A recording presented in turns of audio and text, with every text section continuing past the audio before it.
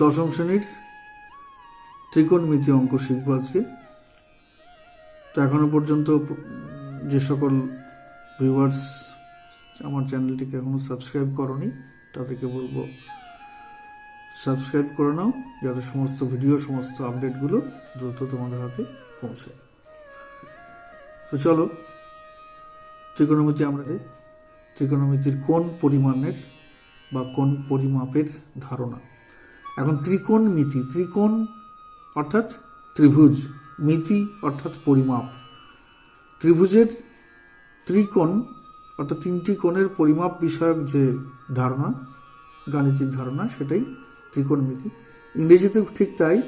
ত্রিগোণমিতি, try TRI অর্থাৎ তিন, গণ অর্থাৎ কোণ এবং মেট্রন কথার অর্থ হলো পরিমাপ।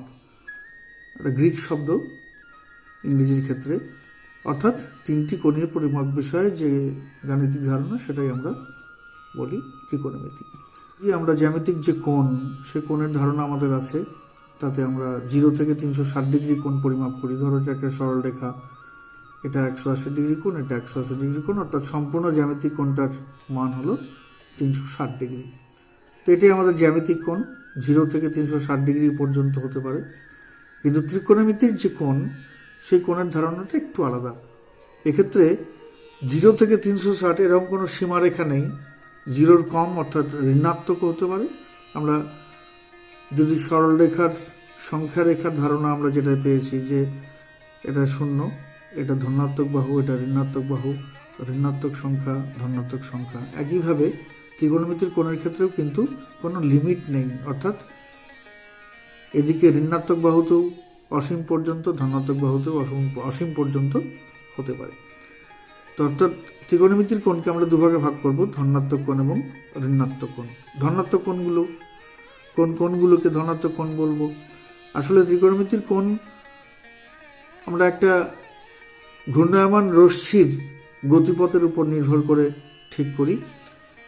একটা রশ্মি, ধরো OA, এই রশ্মিটা ঘড়ির কাঁটার দিকে ঘুরছে, এটা প্রথম অবস্থান, কিছুক্ষণ পর এই অবস্থানে এলো, অর্থাৎ এই প্রথম অবস্থান এবং এই অন্তিম অবস্থান, এই যে মধ্যবর্তী কোণ, এই যে কোণটা উৎপন্ন হলো, এটা ঘড়ির কাঁটার দিকে ঘুরলো, এটাকে বলছি আমরা ঋণাত্মক কোণ। অর্থাৎ কোনো ঘূর্ণায়মান রশ্মি যখন ঘড়ির কাঁটার দিকে ঘুরে যে কোণ উৎপন্ন করে, সেটা ত্রিকোণমিতির ঋণাত্মক কোণ। ঠিক উল্টোটা, এই একটা ধরো OA রশ্মি এই অবস্থানে ছিল, এখান থেকে OA ড্যাশ পজিশনে গেল, অর্থাৎ এখানে ঘড়ির কাঁটার উল্টো দিকে ঘুরে এই যে কোণটা উৎপন্ন করলো, এটাকে বলবো আমরা ধনাত্মক কোণ। ঘড়ির কাঁটার বিপরীত দিকে ঘুরলে, রশ্মিটি যদি ঘড়ির কাঁটার বিপরীত দিকে ঘুরে তাহলে ধনাত্মক কোণ, এবং ঘড়ির কাঁটার দিকে ঘুরলে ঋণাত্মক কোণ উৎপন্ন করে। এক পাক, যদি সম্পূর্ণ ঘড়ির কাঁটা এক পাক ঘুরে 12টা থেকে 12টা, অর্থাৎ 360 ডিগ্রি কোণ উৎপন্ন করলো। এই একটা রশ্মি ধরো OA পজিশনে ছিল, ঘড়ির কাঁটার দিকে ঘুরে এক পাক ঘোরার পরেও আরও কিছুটা চলে এলো। এই কিছুটা যদি চলে এলো, এটা ধরো যদি 30 ডিগ্রি কোণ হয়, তাহলে সম্পূর্ণ কোণের মানটা হলো এক পাক 360 প্লাস 30, অর্থাৎ 390 ডিগ্রি কোণ, কিন্তু ঋণাত্মক কোণ। কেন না, ঘড়ির কাঁটার দিকে ঘুরে কোণটা উৎপন্ন হয়েছে। ঠিক উল্টো দিকের কথা যদি ভাবো, এই একটা রশ্মি OA, এই রশ্মিটা সম্পূর্ণ এক পাক ঘোরার পরে এই OA ড্যাশ পজিশনে এলো, তাহলে অর্থাৎ সম্পূর্ণ ঘড়ির কাঁটার বিপরীত দিকে এক পাক ঘোরার পরও 45 ডিগ্রি কোণ উৎপন্ন করেছে, অর্থাৎ সম্পূর্ণ কোণটার মান হলো 360 প্লাস 45 হলো 405 ডিগ্রি ধনাত্মক কোণ। এই গেল আমাদের ত্রিকোণমিতির ঋণাত্মক এবং ধনাত্মক কোণ। অর্থাৎ ত্রিকোণমিতিক কোণের নির্দিষ্ট কোনো লিমিট, এই যে জ্যামিতিক কোণ যেমন 0 থেকে 360 ডিগ্রি পর্যন্ত, সর্বোচ্চ 360, সর্বনিম্ন 0, ত্রিকোণমিতির কোণের কিন্তু কোনো লিমিট নেই, অর্থাৎ ঋণাত্মক কোণও উৎপন্ন হতে পারে, ধনাত্মক কোণ উৎপন্ন হতে পারে, এবং সেটা টেন্ডস টু ইনফিনিটি। তো এই পরিমাপ করব যে পদ্ধতিতে ত্রিকোণমিতির কোণগুলো, সেই পদ্ধতিটার আমরা দুটো ভাবে করে থাকি, একটা ষষ্ঠিক পদ্ধতি এবং একটা বৃত্তীয় পদ্ধতি। ষষ্ঠিক পদ্ধতিটা আমরা যে এতদিন পর্যন্ত যে কোণ, যে এককগুলোতে লিখি ডিগ্রি, কিন্তু 1 ডিগ্রি সমান 1 ডিগ্রির আর কোনো ভাগ আমাদের জানা ছিল না এতদিন পর্যন্ত যে জ্যামিতিক কোণ করেছে। এক্ষেত্রে আমরা এসে দেখব যে এক সমকোণ যেমন 90 ডিগ্রি, তেমনি 1 ডিগ্রিকে আবার ভাগ করে নিয়ে আমরা 60 মিনিটে ভাগ করি, অর্থাৎ 1 ডিগ্রি সমান 60 মিনিট। অনেকটা তোমাদের ভূগোলের দ্রাঘিমা নির্ণয়ের ক্ষেত্রে তোমরা যেমন করে থাকো, 1 ডিগ্রি দ্রাঘিমা সমান 60 মিনিট, 60টা ভাগে ভাগ করা হয় মাঝের ভাগকে, ঠিক তেমনি 1 ডিগ্রি সমান 60 মিনিট। ঠিক একইভাবে 1 মিনিট সমান 60 সেকেন্ড। দেখো মিনিটের চিহ্ন হলো একটা দাগ এবং সেকেন্ডের চিহ্ন হলো দুটো। আমাদের ঘন্টা মিনিটের মতোই ডিগ্রিটাকে যদি ঘন্টা ভেবে নাও, তাহলে 1 ঘন্টা সমান 60 মিনিট যেমন হয়, তেমনি 1 ডিগ্রি সমান 60 মিনিট। একইভাবে 1 মিনিট সমান 60 সেকেন্ড। এই সেকেন্ড মিনিট শব্দগুলো ব্যবহার না করে শুধু আমরা এই চিহ্ন দিয়েই প্রকাশ করতে পারবো। বৃত্তীয় পদ্ধতিতে চিহ্ন ব্যবহার করি, সেটা হলো রেডিয়ান। রেডিয়ান একক, রেডিয়ান ছোট হাতের সি দ্বারা রেডিয়ানকে প্রকাশ করা। রেডিয়ানের চিহ্ন হলো ছোট হাতের সি।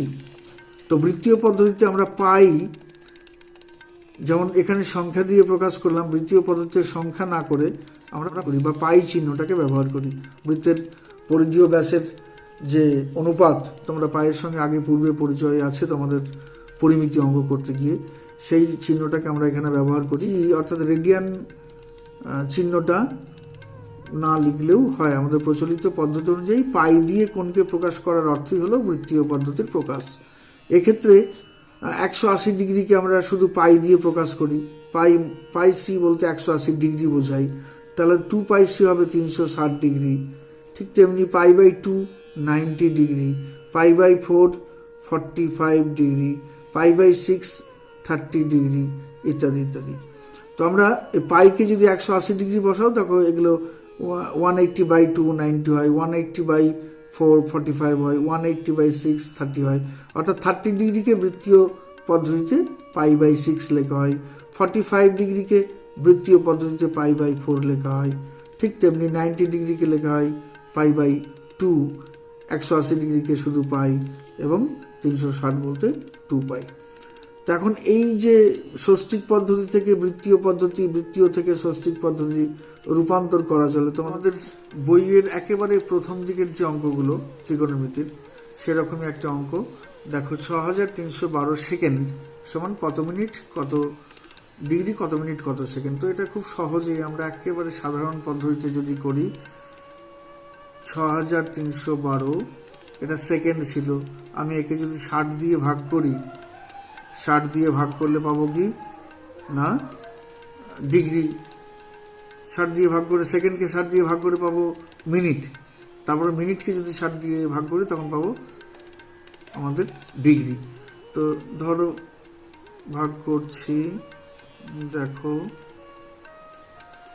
তাহলে 1 নামালাম, 31 যায় না, 0 বার দিয়ে 2 নামালাম, 5 6 30, 300 হলো, নামলো 12। তাহলে 105 মিনিট আর 12 অবশিষ্ট যেটা পড়তে হলো সেকেন্ড। এখন 105 মিনিট একে যদি আমরা আবার 60 দিয়ে ভাগ করি, একবার যাই, তাহলে আমাদের 60 5 4 45, এটা মিনিট ছিল, এটাও মিনিট হলো, এটা ডিগ্রি। তাহলে কি পেলাম শেষ পর্যন্ত? 6312 সেকেন্ড সমান আমরা পেলাম 1 ডিগ্রি 45 মিনিট 12 সেকেন্ড। ধরো এই যে আছে 72.04 ডিগ্রি, এটাকেও আমাদের ডিগ্রি মিনিট সেকেন্ডে ভাগ করতে হবে। এখন লক্ষ্য করো 72.04 ডিগ্রি, এটাকে যদি আমরা এভাবে লিখি 72 ডিগ্রি প্লাস 0.04 ডিগ্রি, এই দুটো যোগফলই এটা হয়। এখন এই ডিগ্রিটাকে আমরা ভেঙে নেবো, তাহলে ডিগ্রিকে যদি আমি মিনিট করতে যাই 60 দিয়ে গুণ করব, তাহলে 72 ডিগ্রি থাকলো, 0.04 ইন্টু 60, তাহলে এটা ডিগ্রি থাকলো না, মিনিট হয়ে গেল। তো গুণফলটা লিখে দিই, 4 6 24, 240, দুটোর পর দশমিক বসিয়ে দাও, 2.4 মিনিট হলো। এখন মিনিট, এই মিনিটটাকে যদি আমি ভাঙি, লক্ষ্য করো 72 ডিগ্রি ছিল, আমি 2 প্লাস 0.4 2 মিনিট আর 0.4 মিনিট, এটা যোগ করে 2.4 হয়। এটাকে আমি যদি সেকেন্ডে নিয়ে যেতে চাই তাহলে 72 degree plus 2 minute plus 0.4 into 60, 60 দিয়ে গুণ করলে সেকেন্ড হবে, তাহলে 72 ডিগ্রি হলো, 2 মিনিট হলো, প্লাস এটাও 240, দশমিক বসিয়ে দিলে 24, তাহলে এটাকে আমি লিখতে পারি 72 ডিগ্রি 2 মিনিট 24 সেকেন্ড। অর্থাৎ 72.04 ডিগ্রি, এটাকে আমরা যদি ডিগ্রি মিনিট সেকেন্ডে ভাঙি, 72 ডিগ্রি 2 মিনিট 24 সেকেন্ড। এভাবে আমরা প্রথম দিকের যে অঙ্কগুলো আছে সেগুলো করব দিয়েছিল। আমরা 72 ডিগ্রিকে যদি বৃত্তীয় মানে প্রকাশ করতে চাই, এখন বৃত্তীয় মান করতে গিয়ে আমরা দেখলাম যে 180 ডিগ্রি এর অর্থ কি না পাই রেডিয়ান, তাহলে 1 ডিগ্রি সমান কত হবে, পাই বাই 180, অর্থাৎ 72 ডিগ্রি সমান কত হবে, পাই বাই 180 ইন্টু 72। আমরা যদি এটাকে সিম্পলিফাই করে নিই তাহলে কত হবে দেখো,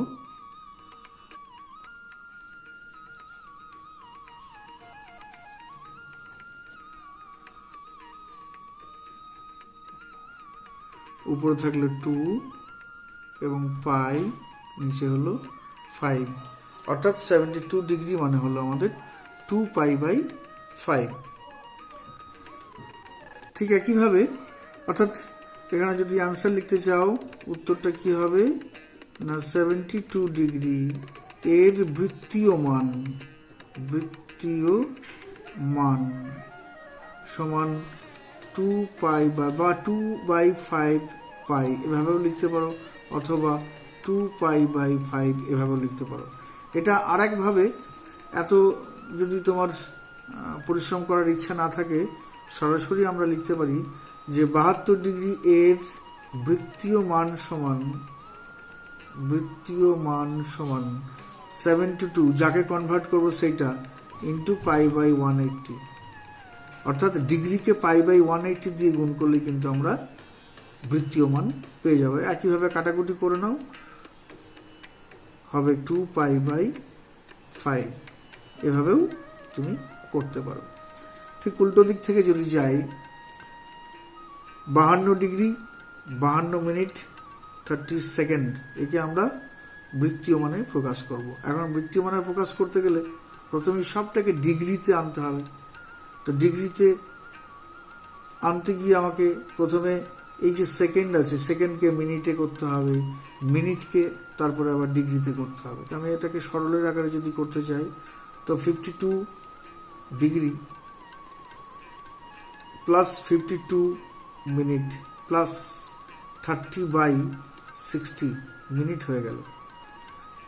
এটা সিম্পলিফাই করে নিলাম 1/2, তাহলে দাঁড়ালো 52 ডিগ্রি প্লাস 52 প্লাস 1/2, এটা কিন্তু মিনিটে চলে এলো,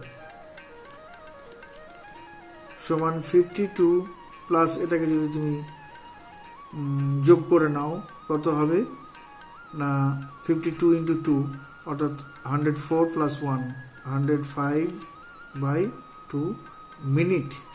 এবার এটা ডিগ্রি, এটা মিনিট, মিনিটকে আমি ডিগ্রি করতে গেলে আবার 60 দিয়ে ভাগ করতে হবে, তাহলে এটাকে যদি ডিগ্রি করে দিই আমি, কি হবে না 52 ডিগ্রি প্লাস 105/2 ইন্টু 1/60। এটাকে সিম্পলিফাই করে নিতে পারো, 5 দিয়ে কেটে নাও, 5 21 হলো, 5 12 আরো কাটবে, 5 12 60, 5 একের সঙ্গে 105, 5 এটা 3 দিয়ে কাটো, 3 4 3 7, তাহলে 52 ডিগ্রি প্লাস এটা 7/8, এটা হলো ডিগ্রি। আমি যখনই 1/60 দিয়ে গুণ করেছি এটা ডিগ্রি হয়ে গেছে। এবার এটাকে যোগ করে নাও, নিচে 8 16 6 40 1 41 প্লাস 7, অর্থাৎ 423/8, এটা কিন্তু ডিগ্রি হলো। এটা সহজে আমরা ডিগ্রি করে নিলাম। এবার ডিগ্রি থেকে এইটার বৃত্তীয় মান কত হবে, এর ডিগ্রি আমরা সিম্পলভাবে যে ওইটা দেখালাম যে 423/8 ডিগ্রি, এর বৃত্তীয়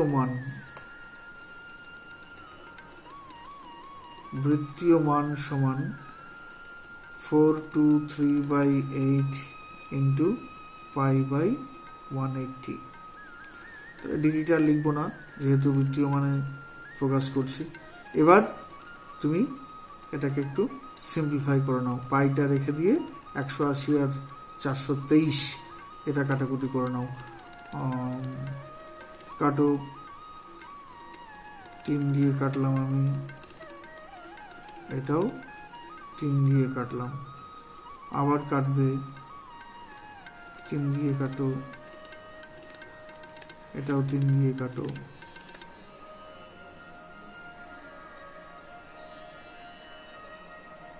আর কাটবে না।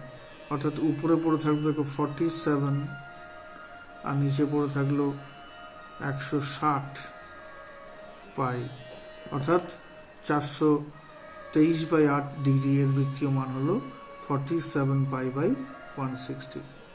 এভাবে আমরা ষষ্ঠিক পদ্ধতি থেকে, ষষ্ঠিক মান থেকে বৃত্তীয় মানে যাব। আর একটা দেখে নাও, ছোট্ট একটা অঙ্ক তোমাদের দুটো কোণের যোগফল দিয়েছে 135 এবং দুটো কোণের অন্তর দিয়েছে π/12। তৃতীয় যে কোণ, সেই তৃতীয় কোণটা, অর্থাৎ এই দুটো কোণের যোগফল এবং অন্তর দিয়ে দিল এই কোণটা কত। তো এখন যোগফল, আমি এই কোণটার মান ধরলাম, ধরো এই কোণটা বড় কোণ ধরি, এটা ধরলাম এক্স আর এটা ওয়াই। তাহলে এক্স আর ওয়াই এর যোগফল দেওয়া আছে আর এক্স আর ওয়াই এর বিয়োগফল দেওয়া আছে। এখন π/12 এটার ষষ্ঠিক পদ্ধতিতে মানটা কত? π/12 এর ষষ্ঠিক পদ্ধতিতে মান হবে, আমরা পায়ের মানটা যদি বসিয়ে দিই 180/12, পাই রেডিয়ান মানে 180 ডিগ্রি, তাহলে 15 ডিগ্রি। দেখো π/12 এর ষষ্ঠিক মান কিন্তু 15। তাহলে আমরা এই যে শর্তানুসারে একটা কোণ এক্স ডিগ্রি একটা ওয়াই কোণ যদি ধরি, তাহলে x plus y equal to 135 একটা ইকুয়েশন পেলাম। ঠিক একইভাবে x minus y equal to 15 এটা একটা ইকুয়েশন পেলাম। আমরা যদি সলভ করি, দুটোকে অপনয়ন পদ্ধতিতে করি, তাহলে 2x ইকুয়াল টু কত দাঁড়ালো না 150। তাহলে x ইকুয়াল টু কত 75।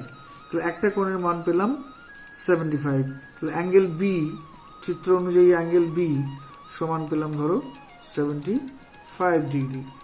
আর তাহলে y ইকুয়াল টু কত দাঁড়ালো, y যে কোনো একটা ইকুয়েশনে বসিয়ে দাও, y ইকুয়াল টু 135 মাইনাস 75 করতে পারো, 0 7 আর 6 তাহলে 60 ডিগ্রি। তাহলে অ্যাঙ্গেল এ সমান হলো 60 ডিগ্রি। তাহলে তৃতীয় কোণটির মান কত হবে? অতএব অ্যাঙ্গেল সি ইকুয়াল টু হলো 180 মাইনাস 75 প্লাস 60। তাহলে 180 মাইনাস 135, তার মানে হলো বিয়োগ করে নাও 135। তাহলে 5 10 17 1 থেকে 4 4 8 45, অর্থাৎ তৃতীয় কোণটির ষষ্ঠিক মান হলো 45 ডিগ্রি। তৃতীয় কোণটির ষষ্ঠিক মান 45 ডিগ্রি। অর্থাৎ বৃত্তীয় মান কত হবে? অর্থাৎ অ্যাঙ্গেল সি এর বৃত্তীয়